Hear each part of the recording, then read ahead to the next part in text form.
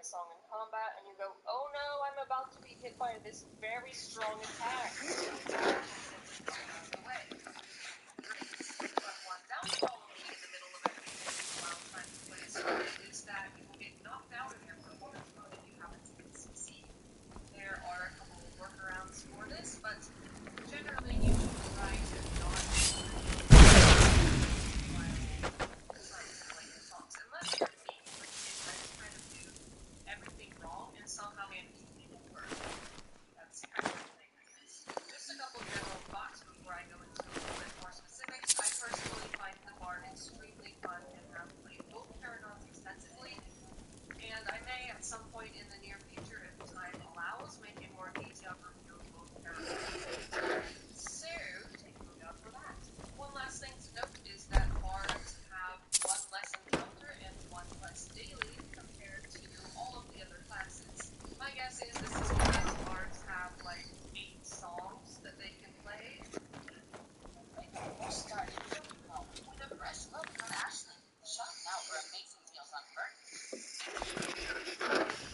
As well as encounters, and that kind of makes up for not having another encounter daily in my expect to be doing a lot all the time, or at least like okay, now let's get into a little bit more specifics about each Paragon. We'll start with the DPS Paragon. I feel like that's what the majority of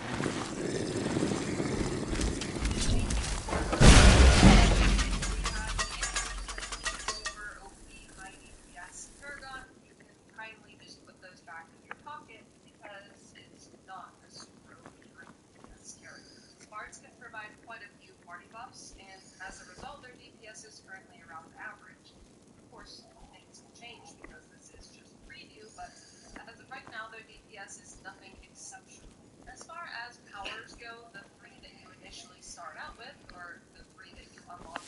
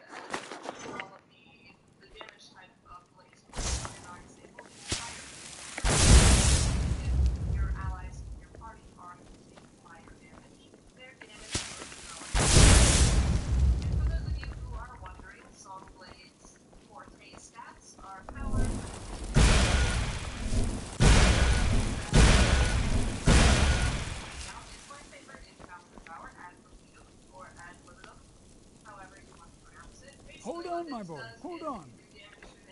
I thought it high time I caught up with you.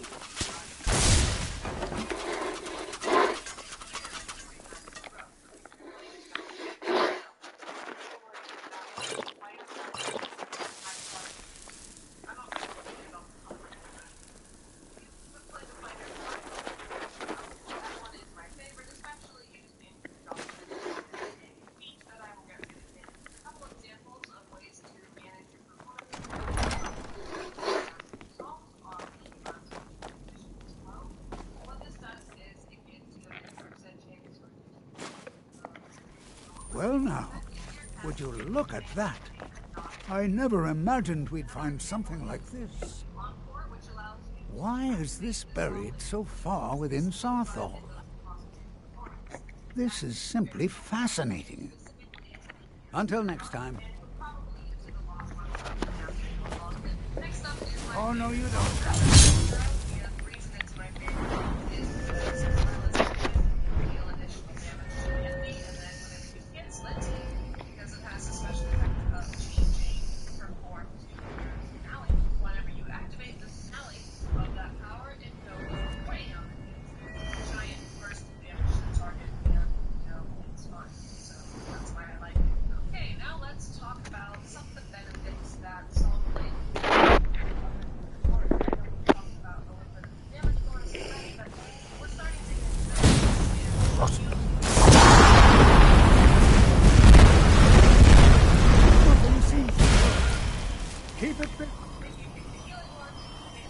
I'll try to drain some of its power.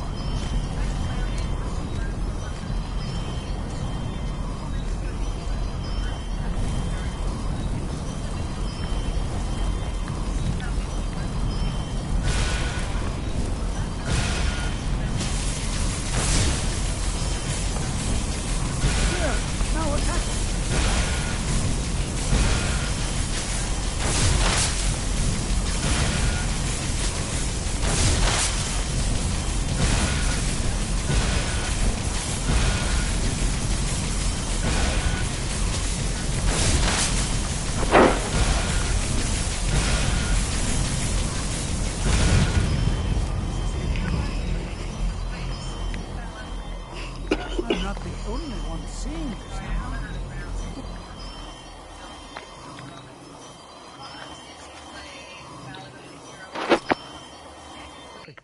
This is utterly unique.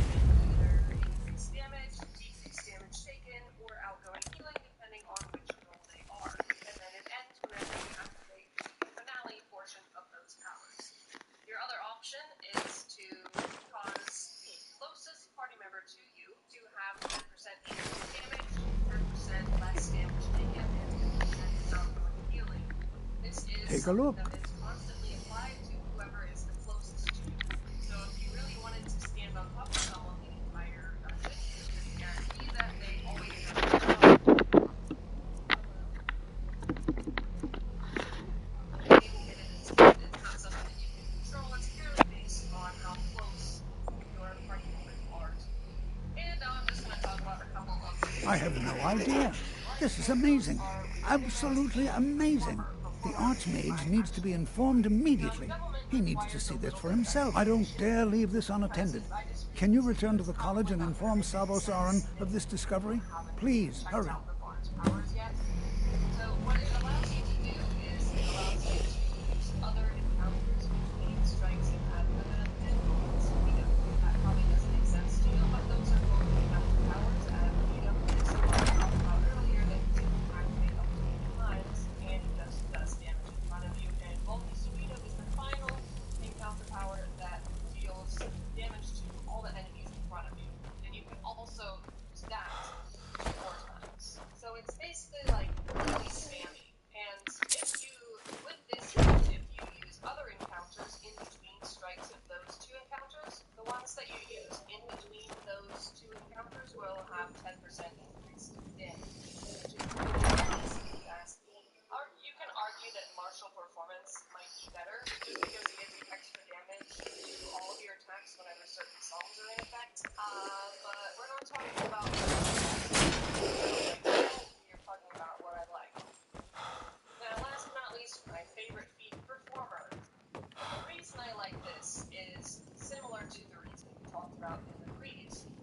about the two encounters that you can spam multiple times, and we go back and forth.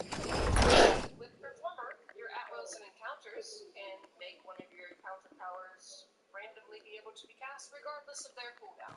And it's called an improvised encounter, because it's like, off cooldown you can use it, and improvised you can do this instead, because it wasn't originally planned. Improvised versions are a little bit weaker, and don't affect the cooldown that isn't affected with the power itself. So, as you may be able to imagine, this allows for quite a bit of spam if you have the right kind of rotation and luck going, and it can be pretty fun. That was the important part of the beat, but I might as well talk about the rest of it. Every time you use an improvised encounter, you gain a stack of playing to the audience, and then whenever you reach 30, your daily encore, remember we talked about how that allows you to activate your most recent song without using performance.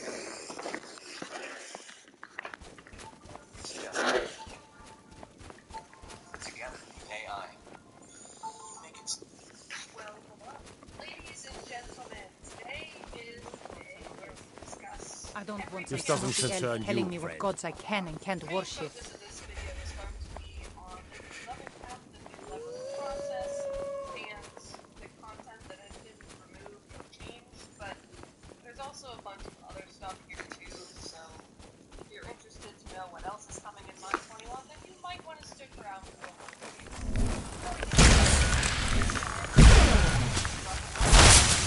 Today's video is sponsored by introduced in one of the very first episodes. You can return to this video at any time. Fight enemies.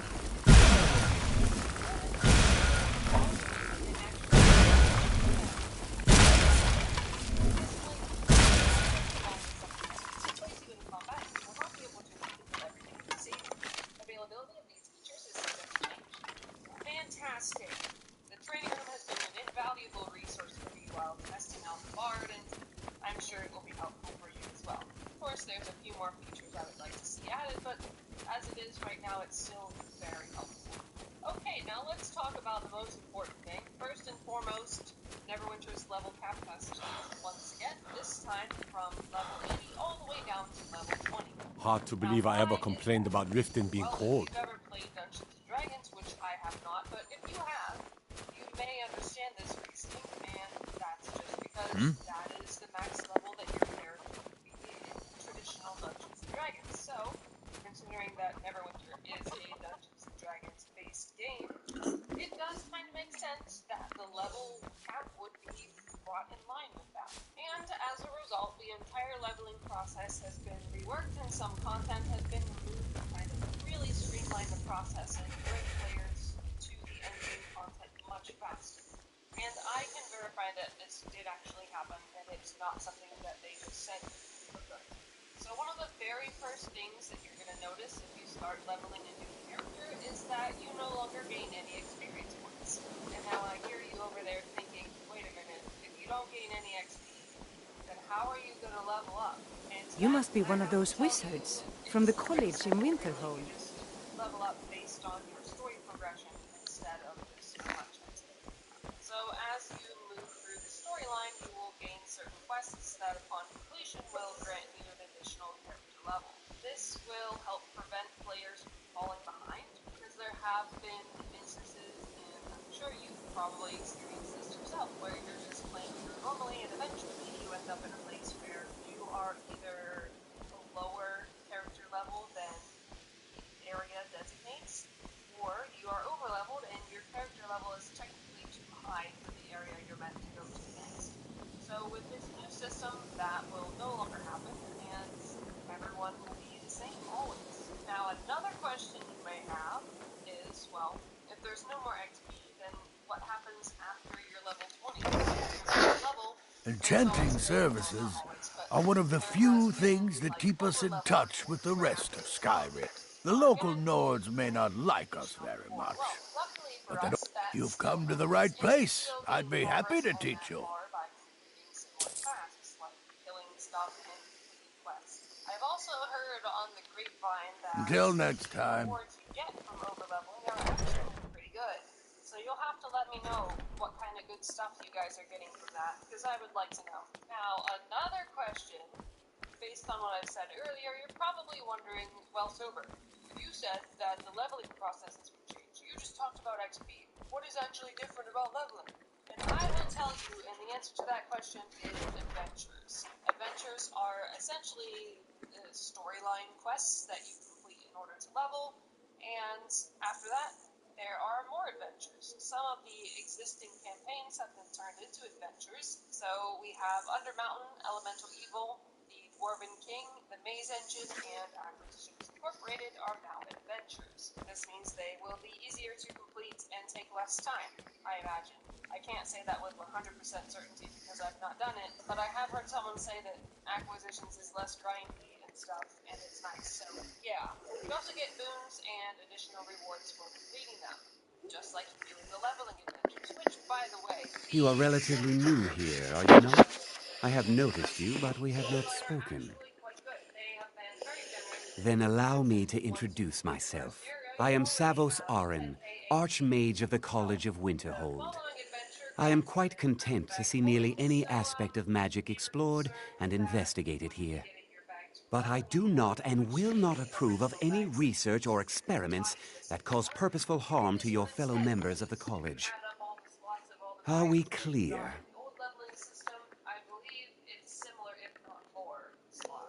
Oh, and you also get 10 scrolls of life.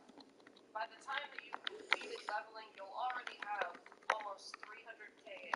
They basically just give you free money for playing the game, which is great. Now, once you complete Evan Downs, you get an epic mount, the Flail Snail, as well as a rare mount called Choice Pack, introducing you to improved mounts and then also mount colors as well. Now, in Icefire Peak, we get an epic companion, the Mystic Mira, as well as 3 rank 8 runestones.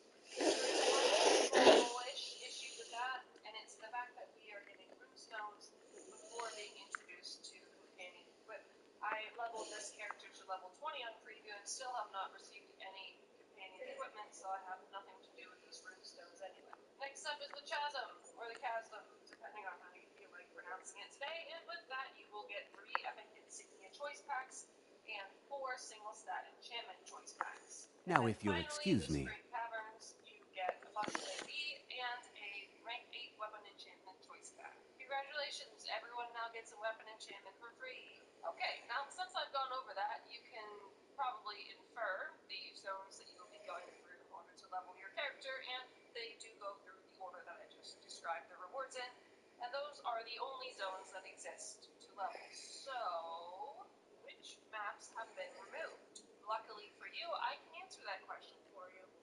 The maps that have been removed are Black Lake District, Black Dagger Ruins, Helm's Hold, Pirates Skyhold, Rothay Valley, Power District, Mount Hot Now, and the Trade of Blades, because the Trade of Blades has been replaced with the Adventurers Guild. Some of those zones could still be accessed through adventures later on, like Helm's Hold exists within Elemental Evil, for example, but some of them were just removed because they weren't up to the current standards of the game, and removing them could possibly allow them to be reintroduced in some way to the game in the future. There's not a guarantee that that will happen, but that does open up that possibility. It is sad that that content is being removed because there are a lot of people who have fond memories of that content, but it really has scaled down the leveling process quite a bit. The very first character that I leveled to level 20 after these changes took me about 12 hours to reach max level.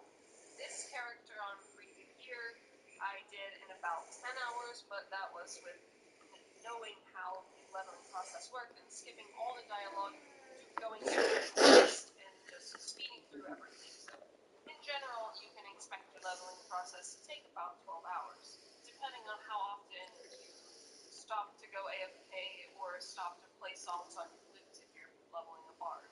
Which, by the way, is something that I have. Looks pretty cool if you ask me. While going through the leveling process, you may also notice that going through there are a bunch of quests that have been removed as well. So not only are there less zones you need to go through to progress your character, but there's also less quests within those zones. So that also contributes to the leveling process being a bit faster. If you want to see your progress on any adventure, all you have to do is click on it and hit this View Details button, and then you will see all the quests the adventure as well as your progress if you have not already completed it. Alright, now it's time for a few other notes of things that have been introduced or changed with Mod 21. And a lot of these are quality of life changes. Well, a few of them are. Some of them are they just look nice, and some of them are great. Anytime you come across a cutscene that is not like a really important story cutscene, you will be able to skip it, and you'll see in the top right there's an icon that says hold to skip, and you just hold the escape button and the cutscene will skip. It's not instant anymore like it used to be if you press escape or the space bar before. I am a little bit sad about that, but it is also nice to know in advance which cutscenes you can and cannot skip. Next thing that I would like to bring up is that Azure Enchantments, you remember they used to give an XP bonus when put in the utility slot. So instead they now have movement speed. Yes, that's right, movement speed has been added once again to an option to put in your utility slots. Although I'm not sure if it's really necessary or desired now that you can put more day in there. But, I mean, hey, if you want to go fast, now you have more options to go fast. I might be placing a couple of those in there. A rank 15 Azure Enchantment gives a 5% movement speed bonus. Next up is one little thing about the Bard. You may have seen me or heard me talk about this in the last video I posted, the Bard video, but it's important enough that I feel like it should be mentioned here as well. Playing the Bard can be pretty complicated, but luckily there's an entire section of the keybinds menu dedicated to the Bard's notes and all of their keybinds. So, if the standard keybinds don't work for you, the 1 through 9, or 1 through 8, sorry, you can go ahead and change them. Personally, I have very binding to numpad. I find the numpad much easier to play songs on. It's a lot more consolidated, don't have to move my fingers as much when it's like right next to the mouse too, so that's pretty great. Next thing is something that you will probably have already known by the time you're watching this if you've gotten to try out the preview server at all, and that is that the loading screens have been changed. Not only just the loading screen when you boot up the game, but also every loading screen whenever you load anywhere. It looks a lot cleaner now, and I think the goal for them is to make the game look more modern, polished, and cleaner. And so far, I think they have accomplished that with this update. Although, obviously, there's still some more that could be done. Okay, we're actually almost through everything that I wanted to talk about. Next thing is something I probably should have said earlier in the video, like much earlier in the video. Maybe I'll just use editing magic and put it there. But you now choose your Paragon at level 11 instead of level 30. So right about the halfway point, you can go ahead and decide your future for your character. Instead of having to wait all the way until you're 30 years old, you can now choose it at the right young age of 11. Okay, one last thing that I want to mention, and this is going to be a very brief one, but just a little hint for you when you're leveling, just check all of the mimics. You can find some pretty useful stuff in there. This person is playing a pretty nice song that's playing in the background of the video the entire time. So I just wanted to applaud them because they're doing a really nice job providing background music for me.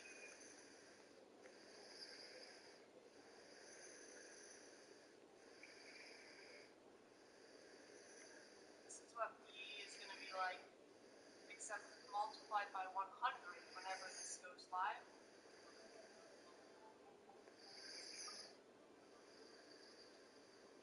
Anyways, that's it from me for today. Thank you all for watching or listening or whatever. I hope you found this video to be informative, useful, and or hopefully all of the above, but as long as I hit one of those checkboxes, I'll consider this a success. I have a feeling I forgot something, but that's pretty typical with me, and if I don't forget something, then you gotta check if I have a fever or something, because that's just kind of how I am. And with that, I will go. Have a good life, and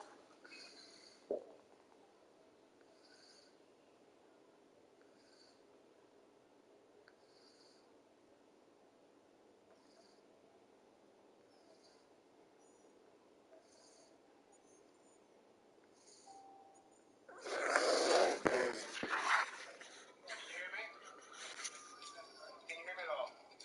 you know his date of birth?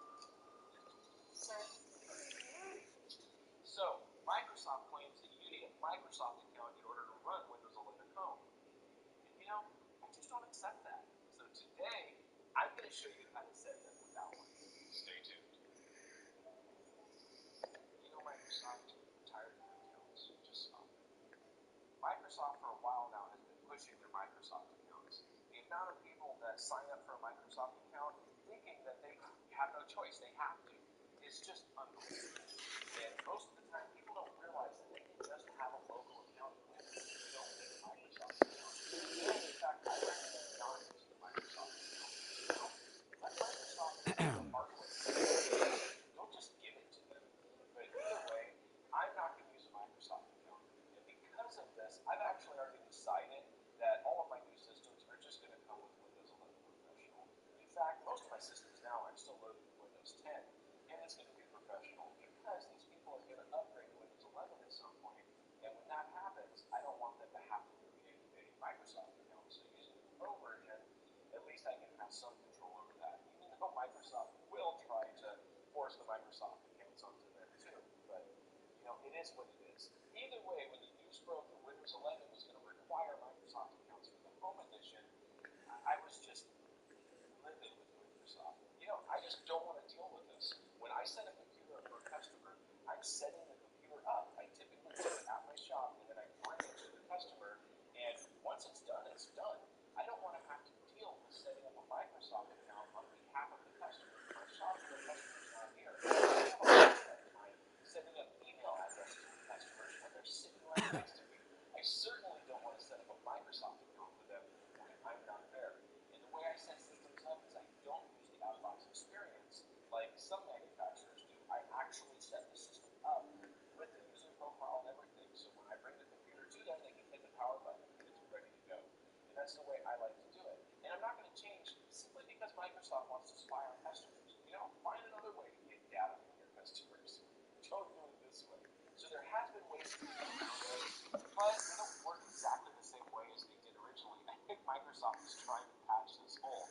And unfortunately, if they do that after filming this video, then we're going to have to find a better way to do it. But as of the filming of this video, this way works. So hopefully this will be around for a while. It's a little more complicated, so hopefully Microsoft won't jump to fix it as fast as the other one.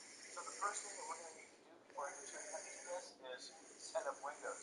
Since I already have Windows 11 set up on this system, we're going to have to reinstall it. So I already have a thumb drive here ready to go, so we're going to go ahead and set up Windows on this system. And the process is pretty simple, and I'll probably fast forward most of the steps so we don't waste as much time, but let's get to setting this up. Alright, once you boot off from the thumb drive, this is the screen that you see right here. Go ahead and hit next, and then push install now. So here, you can actually enter your product name if you want, or you can just click I don't have a product name to skip that part. At this point, we have to make sure to choose Windows 11 Home, because if we don't, there wouldn't be much point to this video, would there? So we're going to do that right now. So we select Home and hit Next, and then accept it. Hit Next again, and then I'm going to click on Custom Install, and here's all the partitions I have currently on my drive. So I'm going to go through and delete all of these partitions. Refresh install.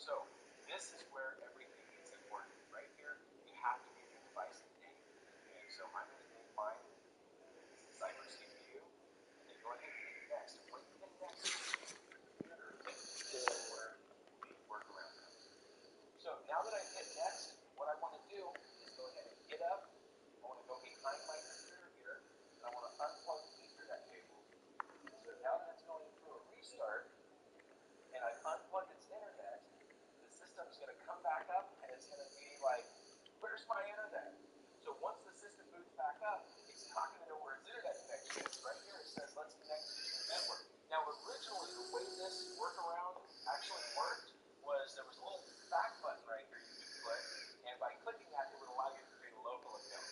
Fortunately, Microsoft has fixed that. But there's a really easy way around it. Let me show you how to do it. Make sure your mouse is within reach. Put your mouse right over the next button, and then we're going to take our Ethernet cable. We're going to go ahead and plug it back into the computer to give the system an internet connection. It's going to take 1 second for it to connect to that network connection. There it is. Next. Then I'm going to unplug the Ethernet cable. So now, it no longer has internet. And because of that, it's no longer let me create a local account.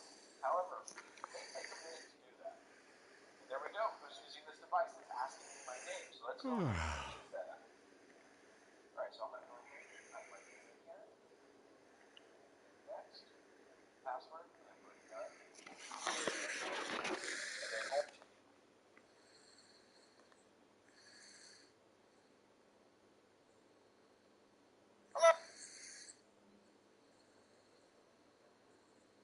A very strange anomaly sits in a humanoid containment cell in the minimum security wing of Site-17. He walks, talks, and looks like a man, but everything else is convoluted in a question mark. This is SCP-343, who, like his namesake, God, is likely to cause argument. Get ready. This is gonna be good. Safely removes blackheads. Whenever he's brought up. Is he the creator of all that exists? Is he the Abraham, or is he the reality lumber with immense power and dilection for distortion? A courtesy of the house of Famicom, Matthew, Methuselah, Yahweh. Who knows? Really, it depends on which stories you choose. And few people enjoy that story more than SCP-343 himself. If one day you take the time to visit him in his room, a long look at his personal history, he might be kind enough to tell you a story. A story like this, of an encounter with something monstrous that few others could hope to survive face to face. Rewind a few thousand years. Nobody knows how many exactly. God, as he chooses to dub himself, walked across the cracked ground on one sand. It had been some time since he'd seen an animal around here, and even longer since he'd seen a human being. Not that this bothered him. He'd never been bothered by his own company on a long walk like this. Of course, he could have sped up time or teleported, but where was the fun there? He was a tourist in a world of sensation, of experience, of flesh, bone, dirt, blood, and sin. After all, there's the fun in creating a whole universe. Being dropped in now to visit and to use the Romans. Not that the Romans would be around for another few years. Even Atlas must occasionally shift away from his shoulders and jaunts around the cosmic neighborhood, and whatever passes for fresh air. God whistled a tune to himself. It was a craggy, mountainous region he found himself in. The distant peaks and frosted peaks, a breathtaking place, where many truly had their breaths taken away. How humans will so happily risk their lives to do something extreme. It never ceased to amaze him. His stomach rumbled. Oh, how he enjoyed that sensation. One of the funny little quirks of this human form that he weaved for himself. It was no reason to be concerned. Absurd from his last trip to the area a few decades before. There was a friendly village not far from him. They had always accepted him as a genial stranger, having no knowledge of his true power. God had always believed that a person's greatness is to find those from whom they had nothing to gain. So it caused him great concern as he approached the village and saw great plumes of smoke rising into the sky. He was so shocked by this that he could decide to break his rule about walking as a man, in case there was still some way he could help. With a snap of his fingers, he disappeared and reappeared in the center of the village's town square. Total devastation. Huts and houses had been torn asunder. Broken weapons lay on the ground. Some places were on fire, others smeared with streaks of blood, like some terrible battle had occurred here. But something was wrong. No bodies, not one, from defender or assailant. How could a thriving village be so thoroughly destroyed and not leave a single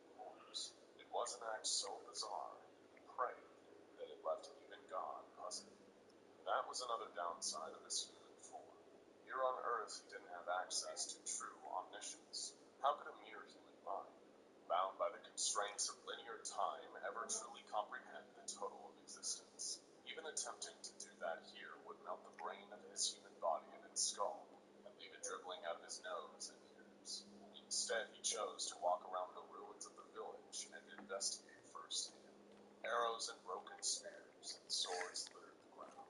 Some buildings were demolished. There were no tracks or stray projectiles that could suggest the presence of siege weapons. No, these buildings looked like they had been ripped apart. Some even still had claw marks. What terrible beast could have set upon this town in the darkness? Then he heard a voice, quiet and pleading, beneath some nearby rubble. A survivor rushed over to the pile and evaporated it with a thong. Underneath, a feeble old man, covered in stone dust, was quivering. God helped him out, guiding him into one of the few remaining huts still standing. What you learn here will last you a lifetime. Please don't tell me that another one of the apprentices has been incinerated. I have enough to deal with right now. Very well. I trust that you wouldn't be here were it not significant. Thank you for bringing this to my attention. Tolfdir normally looks after your little group, yes? Since he's apparently occupied, and I will need to see this discovery for myself, I think perhaps you should begin researching the subject. Speak with Urag in the Arcanium. See if he's aware of anything that matches your discovery. And good work. The next time you find yourself exploring Nordic ruins, perhaps this will be helpful. Not often, no. Some risks must be taken, to be sure. I am simply trying to avoid untimely deaths. We also must make an effort to avoid worsening what Skyrim thinks of us. Personally? No, not I. One of their number used to advise the Archmage when I was but an apprentice here. But that was a great many years ago, before the members of the Order were called back to the Isle of Artaeum, and it disappeared entirely.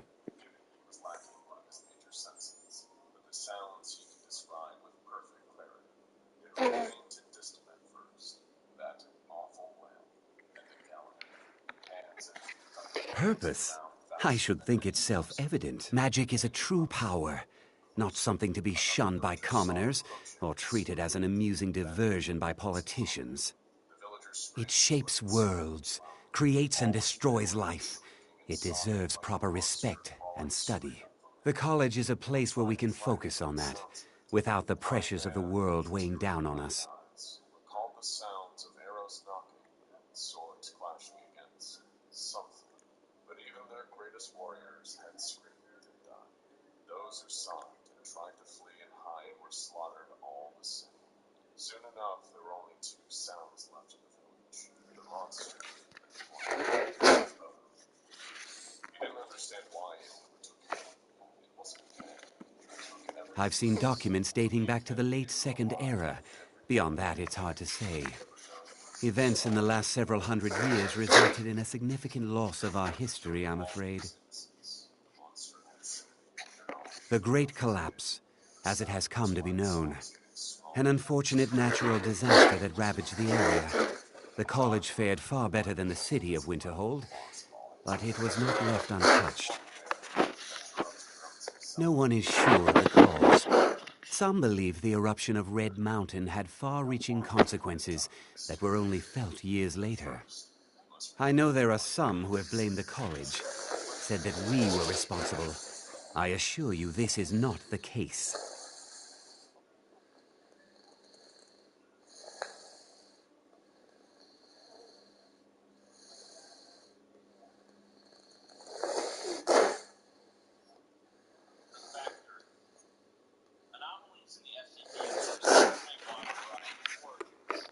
The Sea of Ghosts practically came alive. No one was expecting it. Monstrous waves battered the shore for weeks on end. Winterhold was ancient and weathered, but it couldn't withstand the sea's fury. Entire districts of the city were lost overnight. The waves receded in time, but the damage was irreversible. Most residents of Winterhold abandoned what was left of the city. The college survived, and so here we remain. Another group known for creating things, though, is the Factory, but their anomalies tend to be far darker in nature, and often much more dangerous. Now, if you'll excuse me. Things that the Factory has been responsible for, such as the fake heart of the broken god in the Ouroboros site. Like many groups of interest in the SCP-verse, the Factory is mysterious. Its organization, goals, and methods of operation are pretty much a complete mystery, and the only thing really known for certain is that they possess the capability of creating all sorts of anomalies. The few bits of information we have on the group itself come from a few different sources, including the Global Occult Coalition, Nobody, Serpent's Hand, and Marshall Carter Dark. The problem is that each source tends to partially contradict another, lending more mysteriousness to the group. The GOC states that the Factory is primarily stationed in the Midwest of the U.S. and several countries with poor labor laws, reportedly founded in 1835. They have no other information about who's part of the Factory. I like your robe. Organizational structure, Good day, friend. Keeping well? Mm-hmm. self-funding, the Serpent's Hand Yes. provides more info, but Safe how travels. the information is up Yes? They claim that the Factory, or the robber barons, as they refer to them as, You are now in the Arcanium, of which I am in charge. It might as well be my own little plane of oblivion. Disrupt my Arcanium, and I will have you torn apart by angry Atronachs. Now, do you require assistance? I know what you want. Word travels fast around here. Discovered some big mystery, huh? Well, you don't even need to ask. No, I don't have anything for you. Not anymore, anyway. Serpent's Hand don't seem like big fans. Marshall Carter Dark, though, I said not anymore. Orthorn stole a number of books when he ran off to Fellglow Keep to join those summoners. Some kind of peace offering. I think one of those volumes may have had some relevant information. If you want them, you'll have to talk to Orthorn. If you're feeling adventurous, I'm always looking for someone to procure valuable books from some more dangerous locations. Well, all right, here. I scribbled down the last place I'd heard about. Check it out, but be careful. Not enough to bother with. Archmage Aaron's approach to these things is just to let them sort themselves out. Although now it looks like you'll be doing the sorting. Good luck with that. He was an apprentice here at the college. Not very skilled, but got involved with a group of mages who took a liking to him. When they left, he took off after them. Stole supplies and books from the college. I suppose as a way to ingratiate himself. Let's just call it a difference of opinion with the college. They were interested in research that goes outside the bounds of what the college allows, so they were persuaded to leave. Of course I do. If I didn't, most of these books would have been burned to ashes or dissolved to nothing before the Third Era. Mages need to be reminded to be careful around research materials. A mage is only as good as what he knows. I try to make sure as much knowledge is available as possible. We've been keeping this collection since the Second Era. Books have come and gone during that time, but it's mostly intact. As a matter of fact, there are. Have you ever heard of Shalador? Immensely powerful mage, back in the First Era. Had an understanding of magic few have ever matched. He holed himself up in Labyrinthian and devoted all his time to research and study. Wrote more than you would imagine possible. Since then, his writings have been scattered all over Skyrim, but are little use to anyone who can't translate them. I'm one of the few who can. I've heard whispers of more of his work having turned up. If you can track it down, it may prove useful to all of us. The most well-known stronghold is Dushnik Yal. Here, I'll mark it down for you. All right, then. Despite chemical analysis of the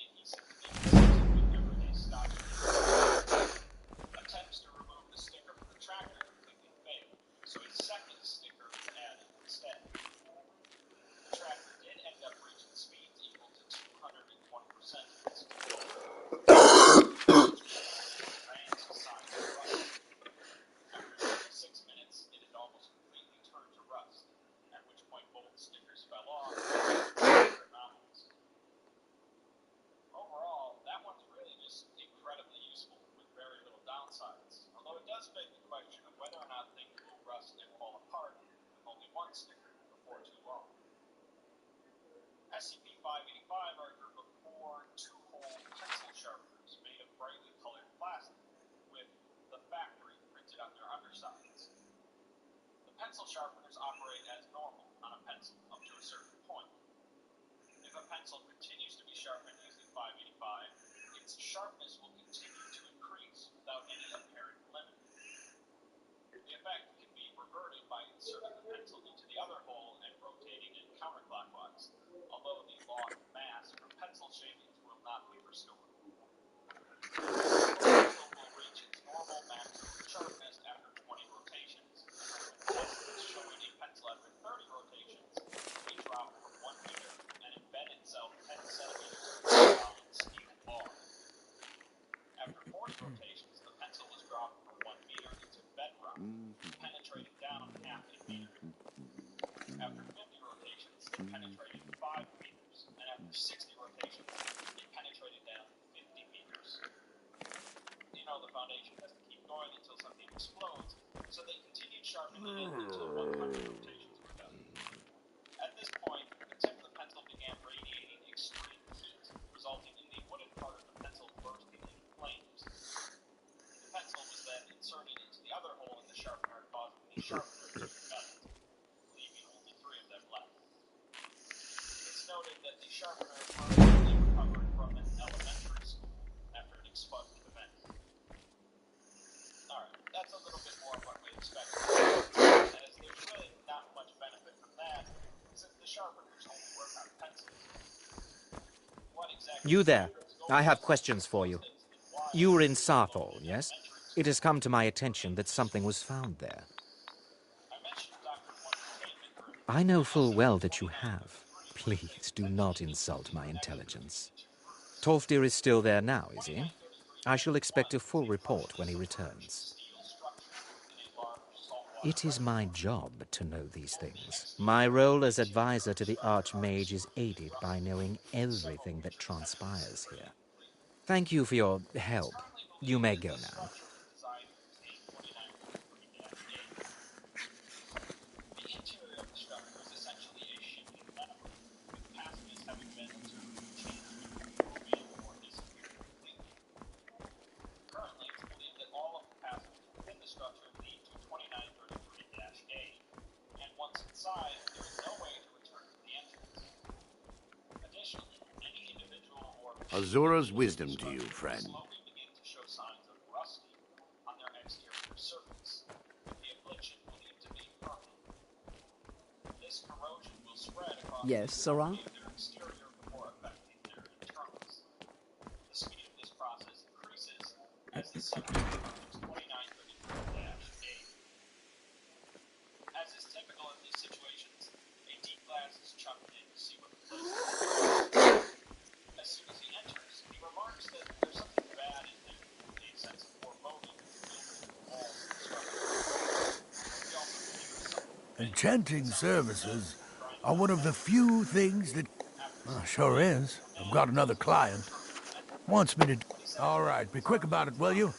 Here's the name and location of the client. He also tells them that his skin is Until next time. as he descends the structure to gather more data, the temperature continues to rise, as well as the level of gaseous fluids in the air. The grinding sound continues to grow louder.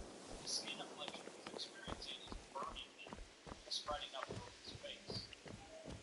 He eventually comes across a person in the bowels of the structure, 2933-8.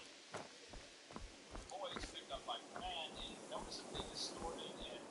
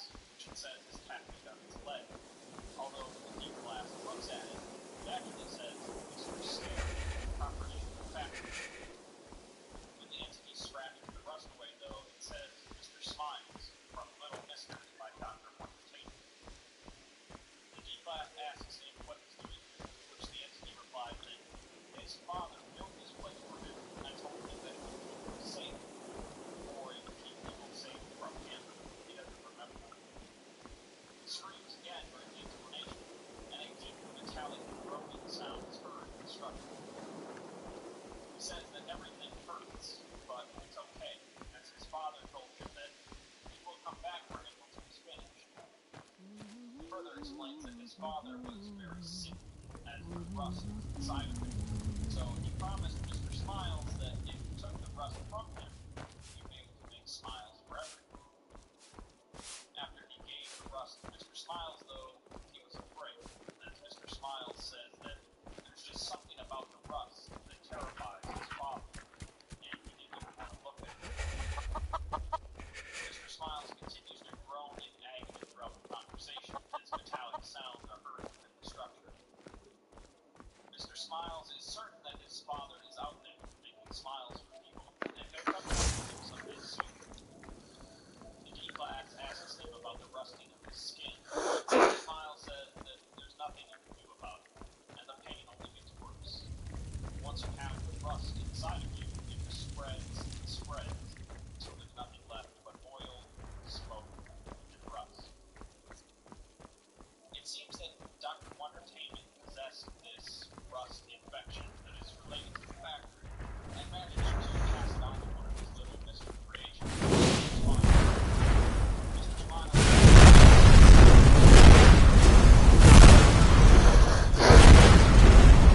and someday that will and remove the rust from it. What exactly the rust is unknown, although it's somewhat of a common theme with factory products, as we saw with the tractor double stewards on. This isn't the only article to potentially link Wondertainment to the factory, as in local tales include the idea that Wondertainment was a former employee of the factory that managed to escape. Moving on, Essie.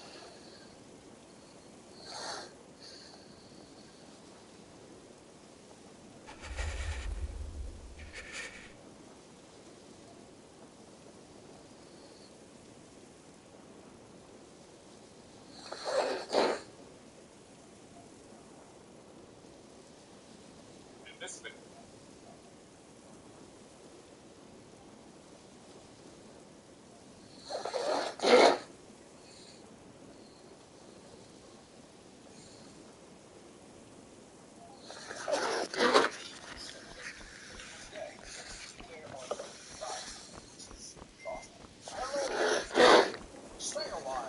You must be one of those wizards from the college in Winterhold. Video today we do something very exciting. We're going to attempt T16 world record. We're going to give it some.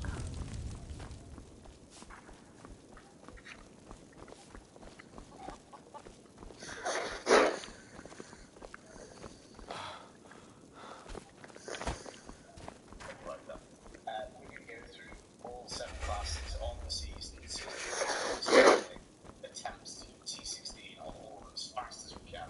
So I'm going to hop on one, hop off, on, off, on, off, on, off, like that. I'm going to hopefully do this in about 15-20 minutes. We're going to go through them. I'm just going to do them in order. Try and beat me. Go on, you can do this. I mean, surely nobody else is crazy enough to build 7 characters on what is essentially 8 books into the theme. I've done it because I'm kind of crazy. We've got a lot more XP season 26. We've got some slightly easier movements.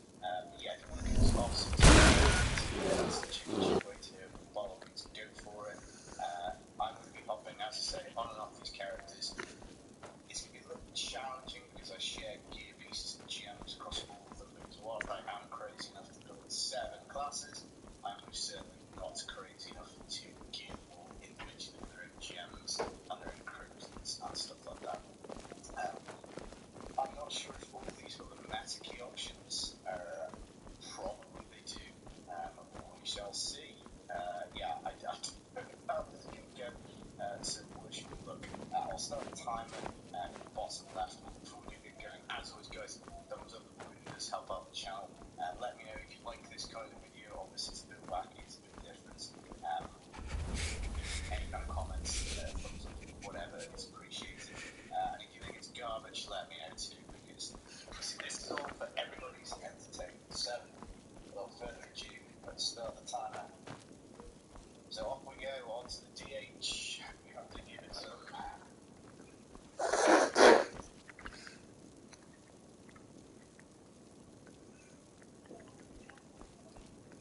Right. Now, all my characters have got this kind of like Get out of here. build, because it's about the only way This is my treasure. GR draft, this sounds good. Doesn't look like I've done many keys. Off we go, we have to be fast. We have to go at. Good starts, we've got to pile on immediately. I'll pick stuff up. Now there's a question. We'll pick some stuff up. I think it would be, we could cheese it. We could just totally not pick stuff up. It's the world record. No one's ever done this. We've got to give people skating speeders. So we're going to go fast, man. We're going to go fast. These demons. So we are, of course, using Gears of Redlands for this one. Yeah, it's pretty curved. Insane resource conversion. And where this is going to be terribly wrong is when I get to lots of all my stuff out of the stash back into my character. I get calls up and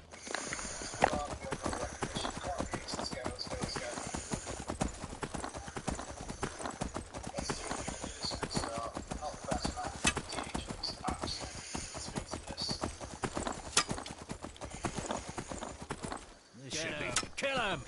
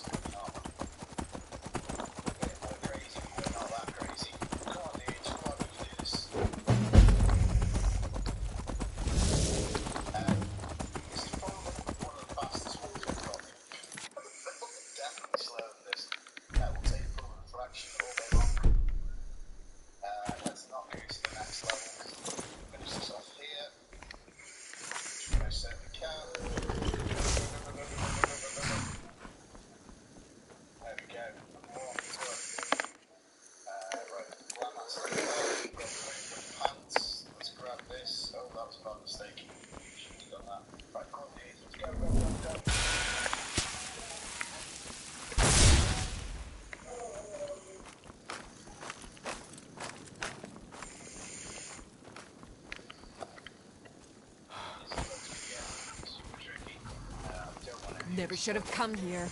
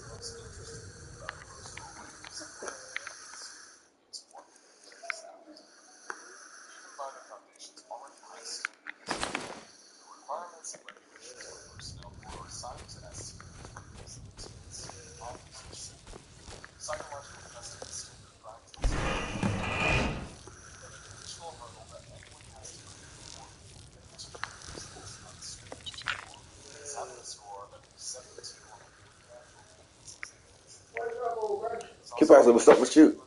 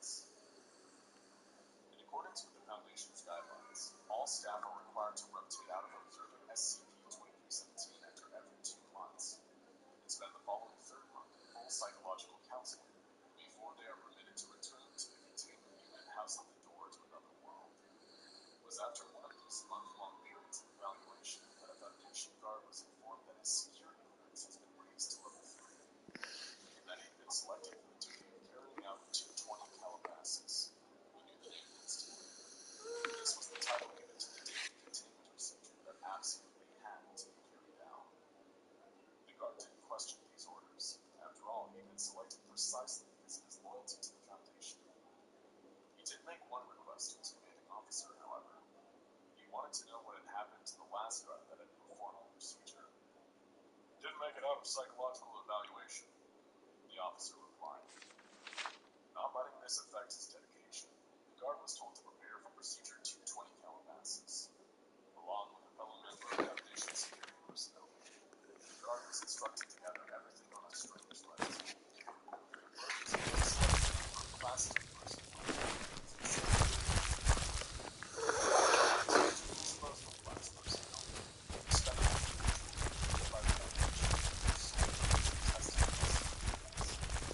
Class teams were usually residents who were expressly tested with the one choose to push 40 Calabasas multiple life sentences for murders.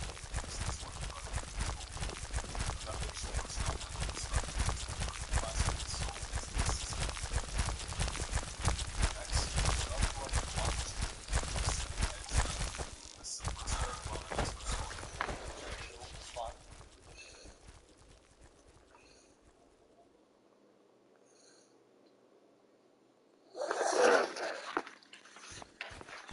No survivor was allowed, which is why. At Paragon Technical Community College, pursuing a degree in Bachelor of Accountancy, all classes begin August 16th in traditional classroom settings. In 2015, Retro Gamer magazine asked readers to list their top 10 video games. The magazine's 150 greatest games of all time featured. Coming in at number 1 on almost 20% of all ballots was Super Mario World. It was a landslide victory, and for good reason. Super Mario World not only Super Mario was defeated. The goal was no longer it was to explore an entirely new world, finding hidden paths and secret levels. Mario had an arsenal of new power-ups, moves, and friends. But above all, the game gave players more freedom than ever before. Super Mario World is widely considered the apex of 2D platforming. But it was a world that was made under challenging circumstances. For the first time, new competition threatened Nintendo's position in the video game market. The Super Mario World development team had to learn new hardware, the 16-bit Super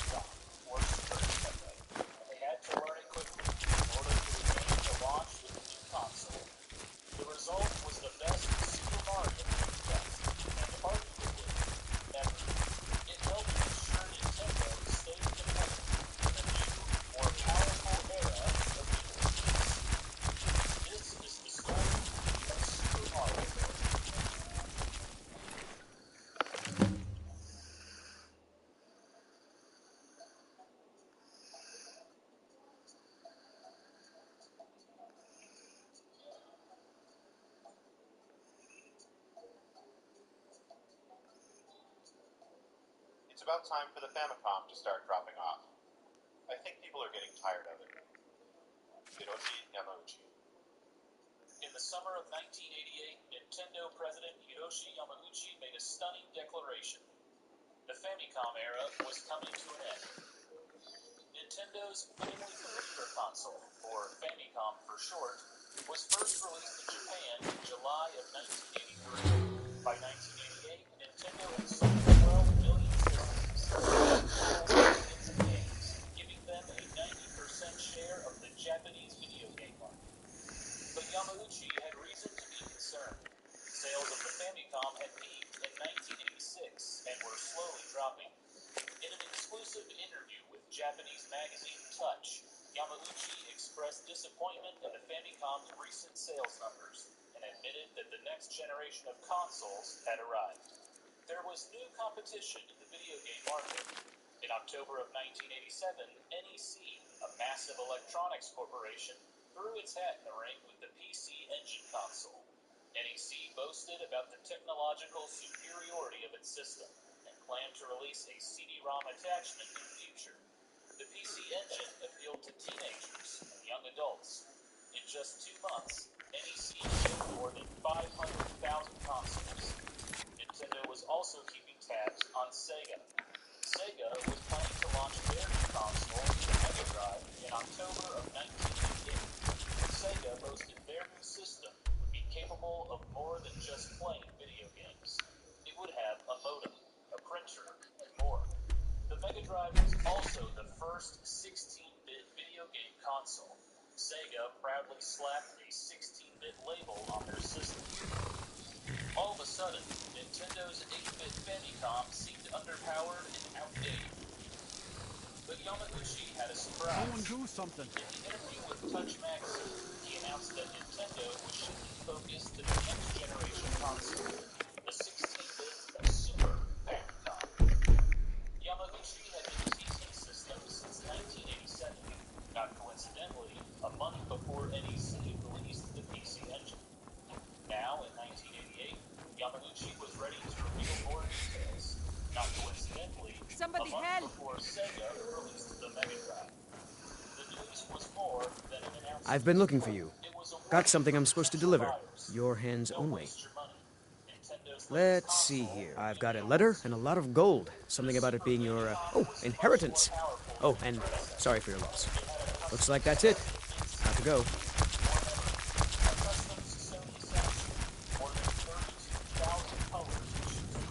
A higher max resolution, stereo sound, and more. But Yamauchi believed looking at only the technical aspects of a console was not enough. The strength of a video game system was in the software. And the Super Famicom, he boasted, would allow developers to make games they never thought possible. Fancy robes. You a wizard or something? Prototyping several games themselves, and one of them was Super Mario Bros. 4. It was a surprising announcement, mainly because Nintendo hadn't even released Super Mario Bros. 3. Over the past summer, Mario creators showed I am your sword and your shield. entertainment analysis and development groups were wrapping up Super Mario Bros. 3. Nintendo planned to release the game in October of 1988. Nintendo considered Super Mario Bros. 3 the definitive Mario game on the Famicom, the original Super Mario Bros. It was 10 times the size of the first game, 8 massive worlds containing 90 levels and an array of new power-ups. Super Mario Bros. 3 also utilized a multi-memory controller chip on the cartridge that pushed on hardware to its limits. By the end of development, Miyamoto's team was exhausted. He believed they close with everything they had with it. But there was no time to rest. The higher-ups at Nintendo gave the team a new record. Make Super Mario Bros. 4 for the Super Famicom and have it ready by launch. Making Super Mario Bros. 4 a launch title was a no-brainer for Nintendo. Super Mario Bros. Was easily the most popular series on the Famicom and I'm on my way. the Nintendo Entertainment System. Making a new Super Mario game for Nintendo's new 16-bit console was a surefire way to sell hardware.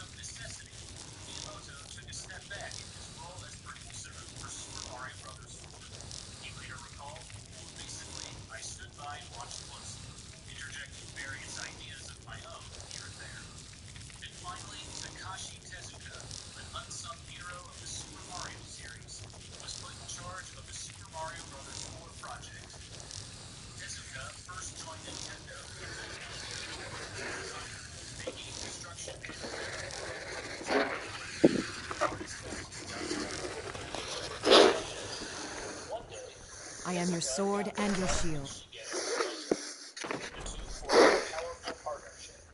Together, they designed and developed the first Super Mario Bros., The Legend of Zelda, and more. During the development of Super Mario Bros. 3, Tezuka may have taken on A few septims for my supper is all I ask. He also created character art and visuals for the game. Tezuka later admitted Good morning. development didn't come together well. As a result, Nintendo delayed the release of Super Mario Bros. 3 by 6 months. Tezuka will not make the same mistake again. Got something for just about everybody in here. Give a holler if you have any questions. As the director of Super Mario Bros. 4, Tezuka focused I have several. Take a look. game's overall design. He delegated visuals to a new member, Ito was a relative newcomer to Nintendo. It was only his second year at the company. Come back anytime if you need a remedy. A sequel to Famicom Grand Prix F1 race, and it never got released. Now, his son arguably Nintendo's most important project. He felt a ton of pressure, saying Super Mario Bros. 3 was really well We offer remedies for ailments both common and rare. I worried a lot about how we present Super Mario. Do let me know if I can be of service. But luckily, the Super Mario Bros. 4 team had a much more powerful console to work with, Super Famicom. They were excited to try all the new bells and whistles. The programmer Toshihiko Nakato was relieved, even as programmers no longer had to worry so much about hardware limitations. If there's anything I can help, you have but to ask. Vast array of colors. The team also got some upgraded development tools. Up to that point, Mario levels were created by hand on graph paper, then transferred to a computer by programmers. Now the designers had software that allowed them to edit levels directly. I sell cures for all ills. Of course, there would be a learning curve with new tools and new hardware, so the Mario 4 team started with an experiment. We ported Mario 3 to the Super Famicom as a hardware experiment. And even though the colors and sprites were more detailed, it was still the same game. It made me realize that we couldn't just make the same game again. We had to create something new. So it was in that context that we talked about how to make the most use of the new hardware. Shigeru Miyamoto. By now, Nintendo had solidified the Super Mario Bros. Formula. Mario games were about athleticism, running fast, jumping high, dodging obstacles, and stomping enemies. They were about friendliness to new players. Anyone could pick up a Mario game, figure it out, and have fun. Finally, Super Mario Bros. Was about freedom. If players wanted to blaze through a level without collecting a single coin, they could do it. If players wanted to take their time, use power-ups, and explore levels, they could do that too. People could play Super Mario Bros. However they wanted. Tezuka and Miyamoto believed this new Mario game should not change what made the series so special. Instead, Nintendo could perfect the concepts, add fun new elements to the game, and show off the latest technologies. It would give players the most complete Super Mario experience yet. Meanwhile, on November 21st, 1988, Nintendo revealed a prototype of the Super Famicom at their Kyoto headquarters. Representatives from more than 200 companies, including TV press, magazines, and newspaper reporters, were on hand to see the unveiling. Nintendo announced they would ship the Super Famicom by July 1989, an extremely ambitious deadline. Nintendo also showed some early games, but notably absent was Super Mario Bros. 4. The development team was trying to solidify the game. Along the way, they made constant changes.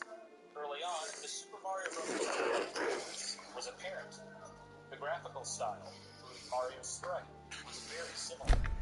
Many enemies looked identical to their Super Mario Bros. 3 counterparts, and the Koopa bosses still occupied the castles. They also brought back familiar power-ups, like the raccoon suit for flying, and the world maps looked strikingly similar, albeit much larger. It may have looked too similar. Co-workers frequently commented, it doesn't look all that different from the Famicom games. Tezuka took the criticism to heart and made some changes. Shigefumi Hino gave the sprites more detail. At one point, the team even experimented with a three-dimensional look, but they didn't stop there. Map director Hideki Kono also changed the world map considerably, clearly departing from the Mario 3 style. In addition to graphical upgrades, the Super Mario Bros. 4 team had to figure out how to show off the new features of the Super Famicom. The 16-bit console could do all sorts of neat tricks, like background scale and rotation, transparency effects. And as a launch title, Nintendo wanted Super Mario Bros. 4 to show off the new hardware. But Miyamoto was hesitant to throw in new things just for the sake of it. He said, just because we found something something that made us go, whoa. If it ruined the balance or flow of the game, we didn't want to include it. The development team fondly wanted new elements. Large sprites emphasized the Super in Super Famicom. Transparency effects in the water and on enemies immersed the player into the game. Scrolling backgrounds gave levels a sense of depth. Rotating platforms gave Mario new, challenging boss fights. In addition to the technological upgrades, the Super Mario Bros. 4 team also honed in on the core game design. Luckily, they had a wealth of player feedback at their disposal. On October 23rd, 1988, after 2.5 years in development, Super Mario Bros. 3 finally hit Japanese store shelves. The game received rave reviews, was the best-selling Famicom game for months. But Super Mario Bros. 3 wasn't the most friendly to new players. Miyamoto wanted to find a better balance with Super Mario Bros. 4. As a launch title, the game needed to appeal to players of all skill levels. So the team implemented a few features.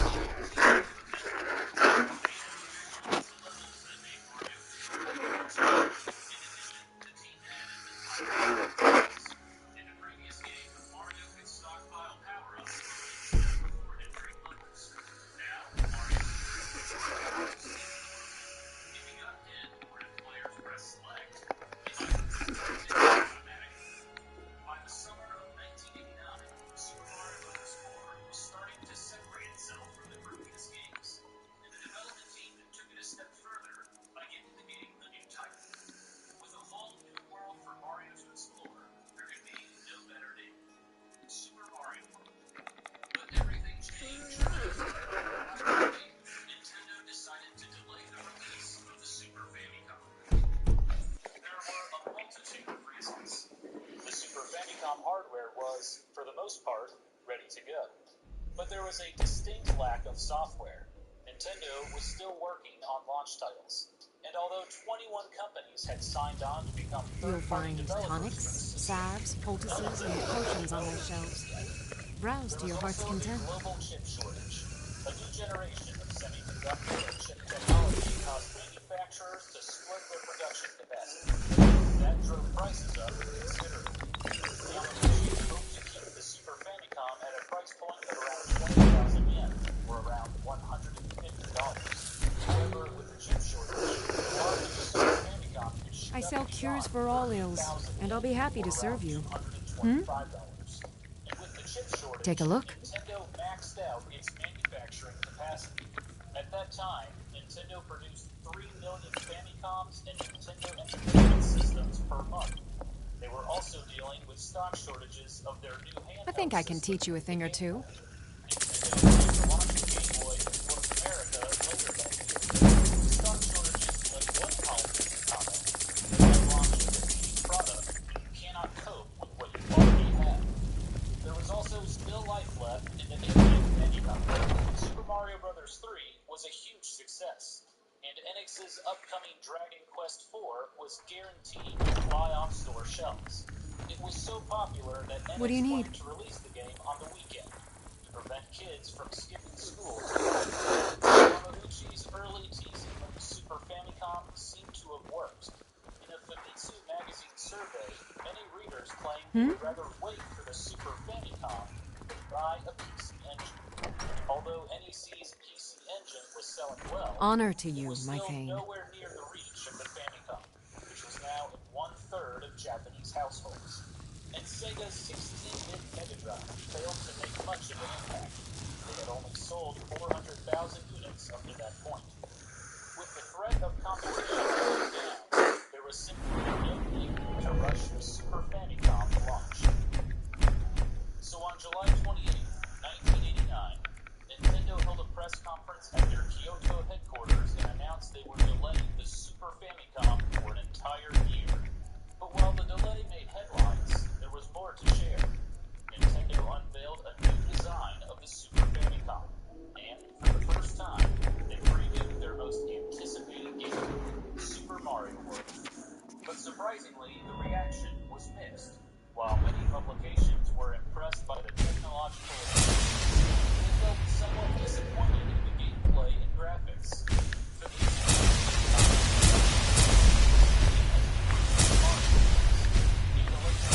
U.S. publication early speech on games from Japan stated Super Mario World was not as graphically impressive as Nintendo's other companies. But this was not Takashi Tezuka, Shigeru Miyamoto, and the rest of the Super Mario World. The delay of the Super Famicom turned out to be a blessing in disguise. With another year of development at their disposal, turned Super Mario World into one of the greatest platformers of all time.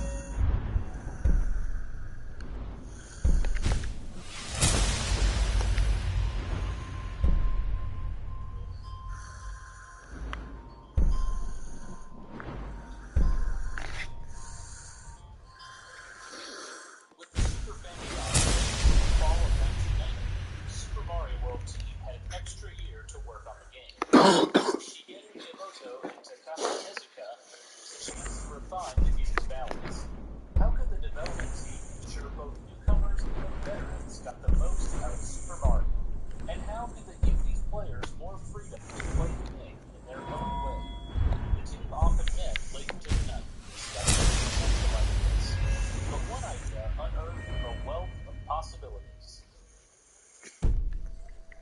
I think great video games are like favorite playgrounds, places you become attached to and go back to again and again. A whole drawer full of playgrounds. Honored. Fingertips. Together, Miyamoto and Tezuka found their playground with the world map. Nintendo first introduced a world map Honored to the to Super see you Mario again, my series thane. with Super Mario Bros. 3. It allowed players to choose what levels they wanted to play to reach the end. However, it was still a fairly linear experience to get to Bowser and save the princess. The development team initially carried this concept over to Super Mario World, but besides some updated visuals, it was functionally the same. What if the world map was more than just a map? Miyamoto said, A few seconds for my supper is all I have. Fancy robes.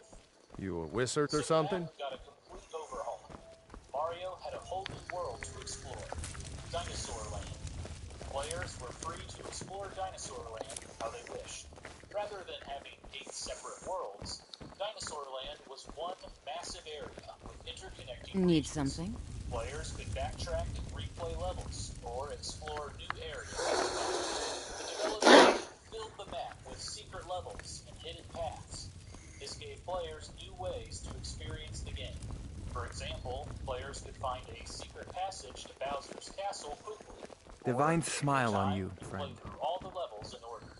And beating Bowser was no longer the end of the game. Players could find Dinosaur Land's 74 levels. Sometimes Mario found a secret pipe to a new exit. Other times, a key opened up a new pathway on the map. Players might find an area that they previously thought was unreachable. The development team provided clues to help the player find these secret exits. For example, levels that flashed red had multiple exits. Visual clues, like a notch on the cliffside or a pipe off the beaten path, might mean a nearby secret. With a battery and cartridge, players could take their time to find all the exits. A number on the main menu let players know their progress. But the changes to the world map were not just about levels and secrets. They also brought balance to the game. For many games, developers would add an easy mode or hard mode to the main menu to change the difficulty. The But Miyamoto was not a fan of this design choice. Instead, he wanted players to adjust the difficulty as they played. So the director of programming, Toshihiko Nakano, came up with an idea. Dotted line blocks. The idea started from a simple addition. The team wanted to try new block types and levels. It seems this damnable... I had you figured for a mage. I think you'll appreciate this. When the player found the corresponding switch palace on the map, blocks activated. It made levels easier by providing a new platform for Mario to jump on, or providing power-ups. If players wanted to make the game harder, they could ignore the switch palaces. Dinosaur Land now resembled a board game. There were 9 unique areas to explore, like Forest of Illusion, Twin Bridges, and Star World. And many regions were named after food, like Donut Plains, Vanilla Dome, and Chocolate Island. With a new map and unique regions for Mario to explore, character designer Shigefumi Hino saw an opportunity to update many of the game's visuals. Mario got a makeover, with back pockets on his overalls, an emblem on his hat, and improved shadows. Miyamoto specifically requested Mario have white in his eyes. Hino complied with the request, but left Mario with tiny black eyes when he was small. He thought it gave Mario... Yes! Hino also added small details. Mario flashed a peace sign when he finished a level. When Mario lost a life, a look of horror swept over his face. But Hino didn't stop with Mario. Many classic enemies, including Goombas, Lakitus, and Drybones, got a new look. Koopa Troopas changed significantly. Previously, Koopa Troopas acted like turtles, slowly moving around levels. Now, Koopa Troopas walked upright. Mario could bounce them out of their shell, revealing a vulnerable little reptile in its underwear. Some would even try to recover their shells, or kick them at Mario. Along with classic enemies, Hino and Tezuka came up with new ones. Among them was Wiggler, a volatile caterpillar. Chargin' Chuck, a football-playing Koopa that took 3 hits to take down.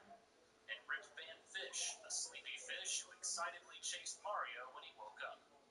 And what was Dinosaur Land without a few dinosaurs? There was Rex, who required 2 stomps to take down. Dino Rhino, a large nearsighted enemy who turned into a dino torch if you stomped on him. Resnor, a fire-breathing triceratops that guarded several fortresses. And Blar, a massive dinosaur who lurked beneath the lava, waiting for Mario to pass by. In fact, one new friend would forever change the Super Mario series.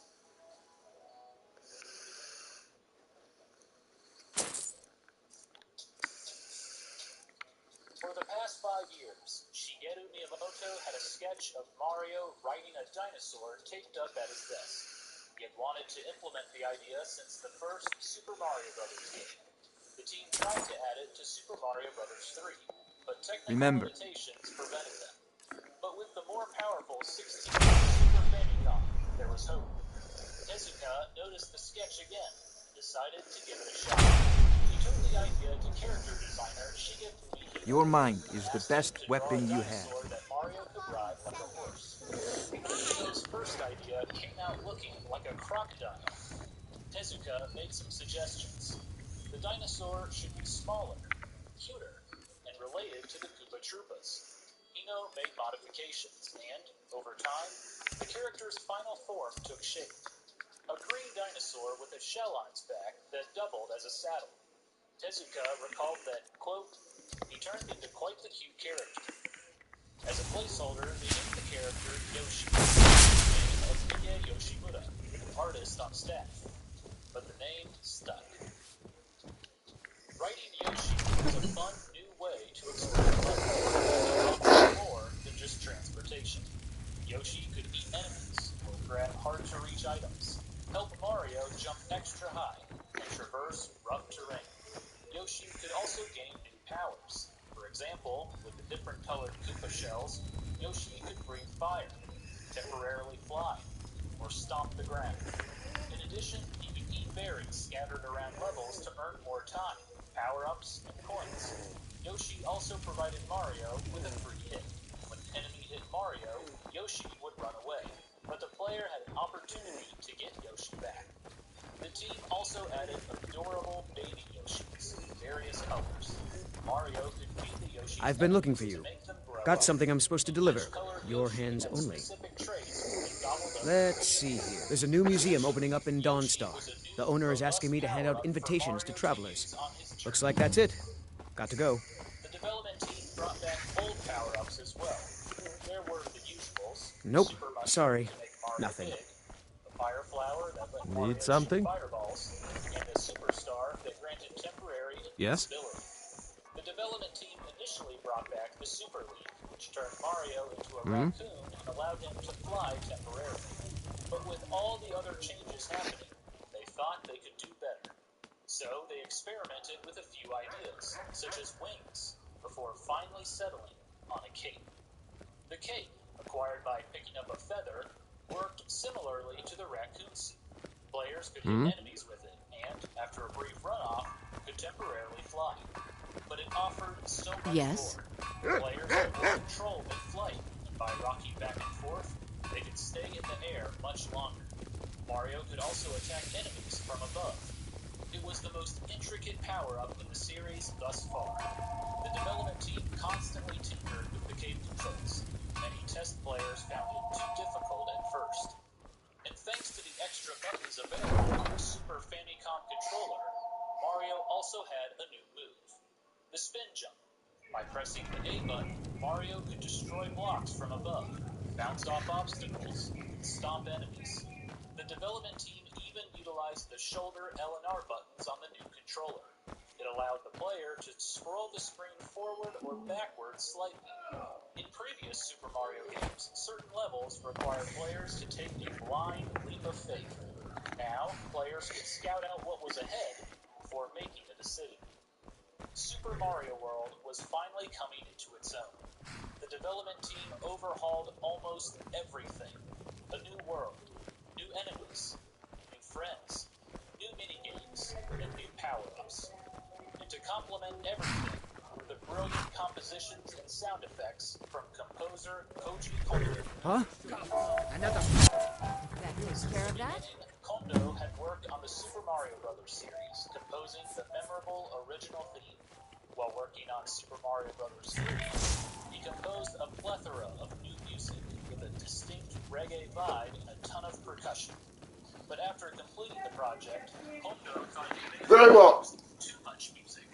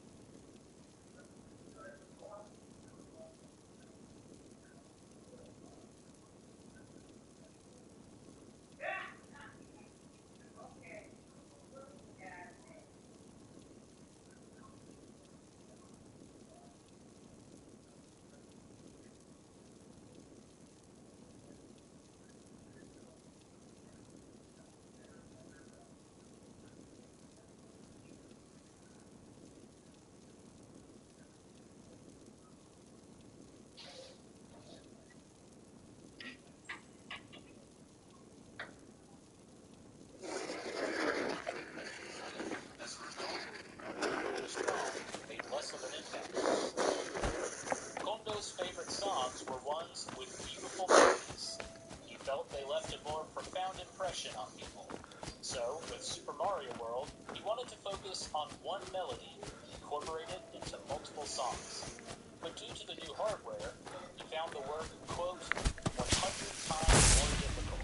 Kondo had to make all the sound samples himself and learn new software tools. But he quickly realized the Super Famicom allowed him to do so much more with the music. The Famicom only had 5 audio channels, was limited to electronic sounds. But the Super Famicom had 8 dedicated sound channels, and supported samples and sound effects from all kinds of instruments. As a result, Kondo got to completely rethink what game music would be. And Kondo used a variety of techniques to make music and sound effects. It resulted in a rich, warm sound unlike anything players had ever heard before in a Super Mario game.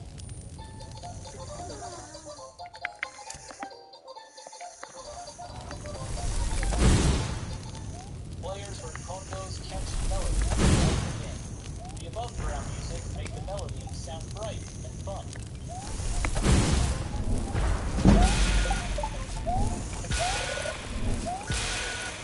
Contrast with torturous music gave the melody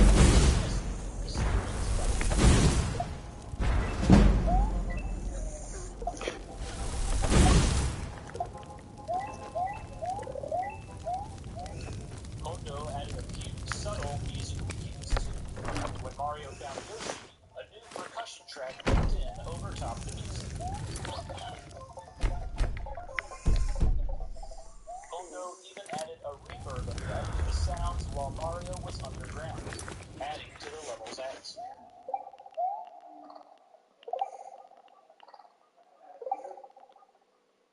And with the additional memory of the Super Famicom, Kondo was able to compose a title song for the game, a first for the Super Mario series.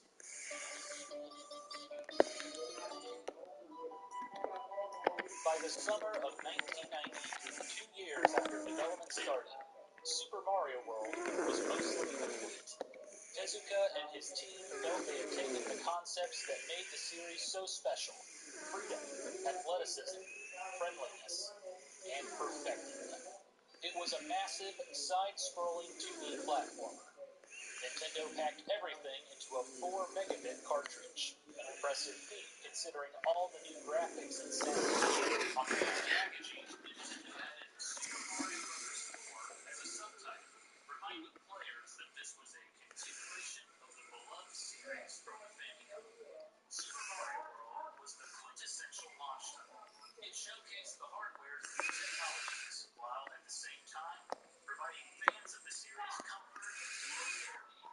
In many ways, it embodied the Super Famicom. The primary colors of the console, red, green, blue, and yellow, were found throughout the game. In Koopa shells, Yoshis, and even on the game's box art. Shigefumi Ito, who had been nervous even to start development, felt that they had perfected the genre. I felt like with Super Mario World, we had done everything we could to find the world.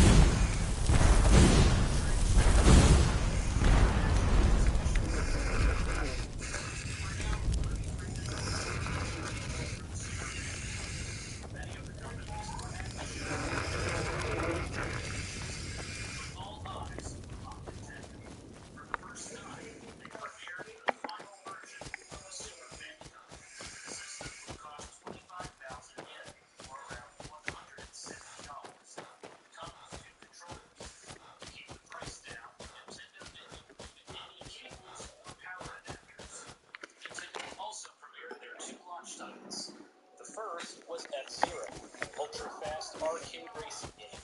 It showcased one of the Super Famicom's new technologies, Mode 7, which gave a faux 3D effect.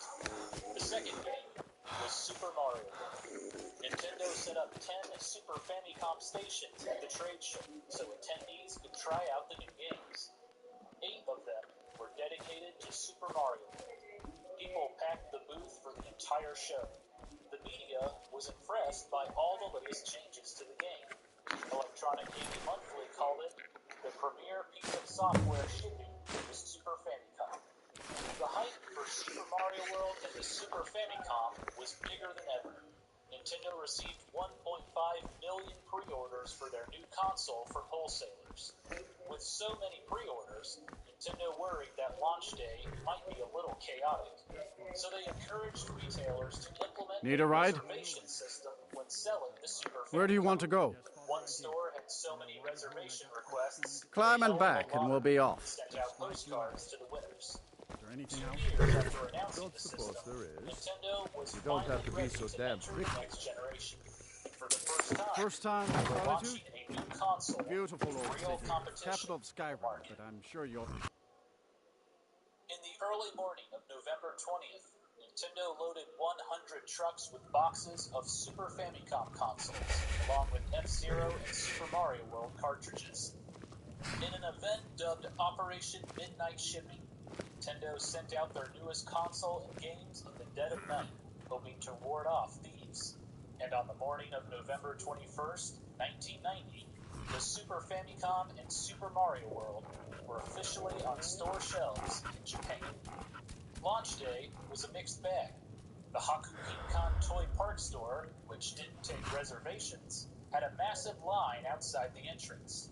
The store sold Super Famicoms on a first-come, first-served basis. As a result, many customers left without a console.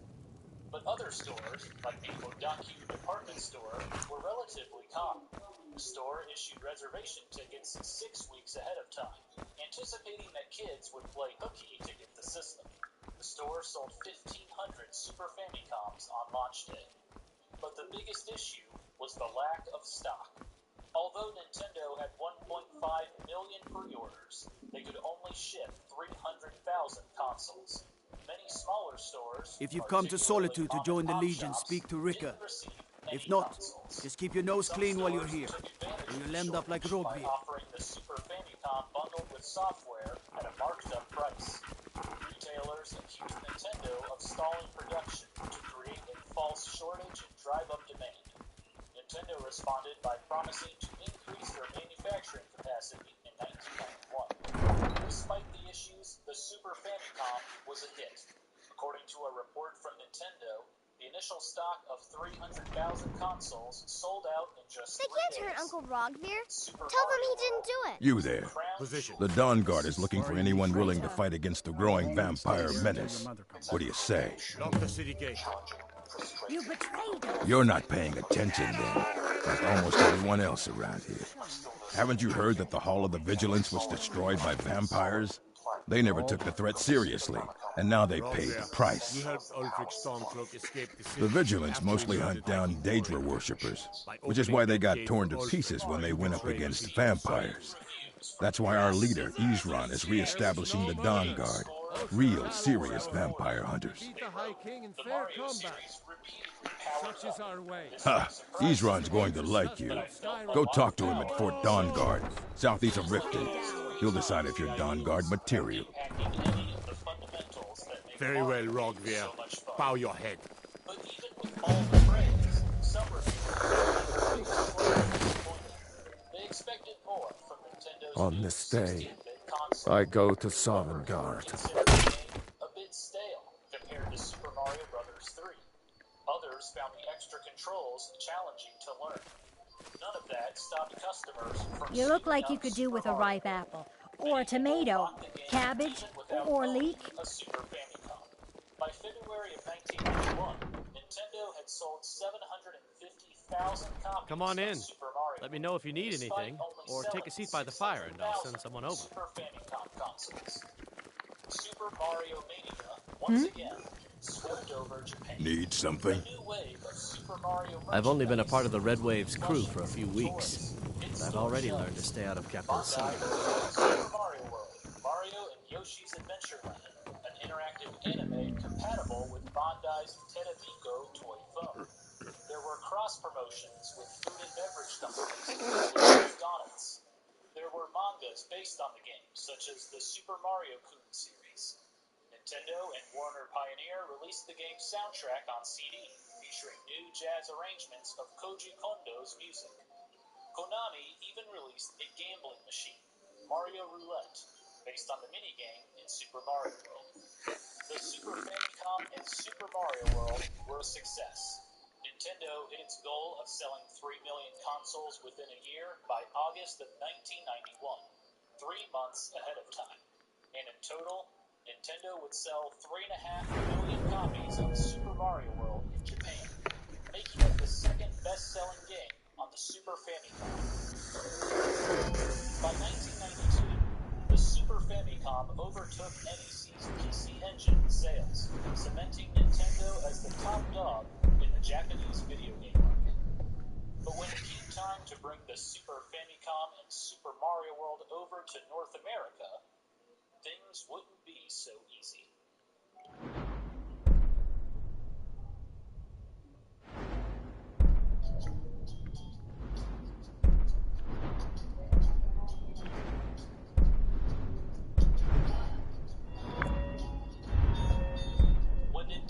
first revealed the Super Famicom in November of 1988, sales of the 8-bit Famicom were declining. But its North American counterpart, the Nintendo Entertainment System, was setting sales records. In 1988, Nintendo of America sold 7 million NES consoles and more than 40 million games. For the second year in a row, the NES was the #1 toy in the United States. The country had Nintendo. If you haven't heard about the Nintendo Entertainment System, odds are you either just awakened from a 2-year sleep or you don't have a child under the age of 14. Nintendo is simply the toy of the late 80s, a marketing phenomenon every bit as remarkable as the Cabbage Patch Kids craze a few years back. Dennis Lynch, Chicago Tribune. 1989 looked to be another banner year for Nintendo of America. But just like in Japan, there would be new contenders in the market. At the 1989 Summer Consumer Electronics Show in Chicago, Sega introduced the Genesis, the North American version of the Mega Drive. NEC brought the PC Engine over as the TurboGrafx-16, and the hot buzzword of the show was bits. More bits meant better video games. The TurboGrafx-16 was technically an 8-bit console, but sported dual 16-bit graphics chips, and NEC marketed the console as a 16-bit system. Sega boasted that the Genesis was the only true 16-bit system, and promised arcade-quality graphics, stereo sound, Had a good week, my boy. Loud customers mean good cheer, and good cheer means a full tank. Yes? I have to retire and leave you to run the skeever, son. I'm all ears. The whole world. The Emperor's cousin, Vittoria Vici, is getting married.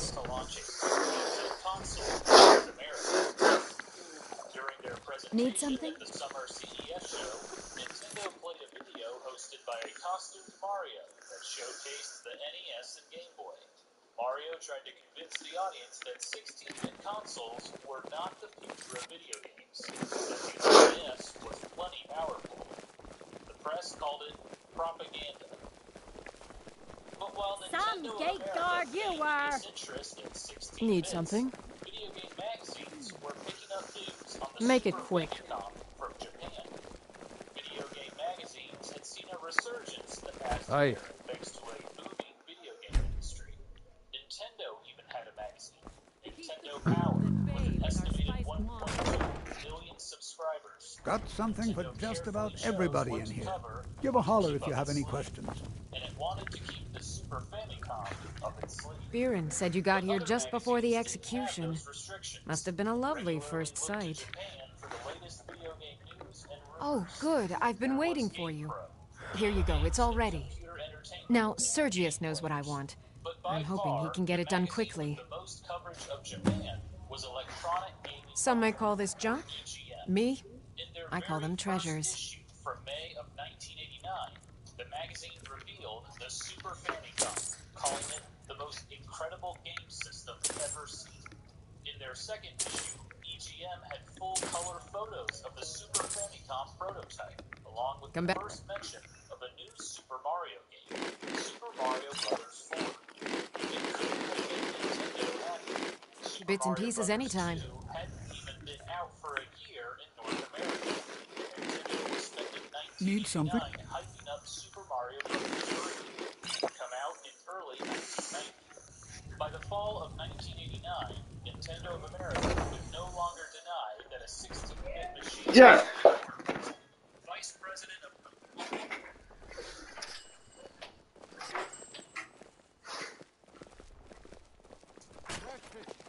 Straight from the fjord. Spiced wine, the taste of home and heart. Fresh fish. Fresh fish. I'm not interested, Jari. It doesn't matter how many times you ask. You might want to rethink that. You're missing out on some wonderful opportunities working in that bar. Word is it may not happen this year, though.